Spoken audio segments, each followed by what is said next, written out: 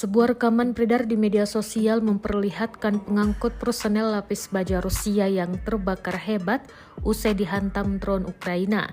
Namun meski membara hampir di semua bagian tubuh pengangkut personel lapis baja, namun pasukan Rusia ngotot terus mengemudi. Rekamannya beredar di Telegram pada Jumat 31 Mei 2024. Dalam keterangan unggahan disebutkan, setelah penyerangan terhadap benteng Ukraina, pengangkut personel lapis baja Rusia kemudian dihantam oleh sebuah drone. Kendaraan terbakar namun pejuang di dalamnya terus mengemudi dan menyelamatkannya. Jelas narasi unggahan. Namun nahas dikabarkan kendaraan lapis baja tersebut mengalami kerusakan parah usai sampai di posisinya. Beruntung pasukan di dalamnya dapat selamat. Rekamannya pun menuai berbagai komentar dari warganet.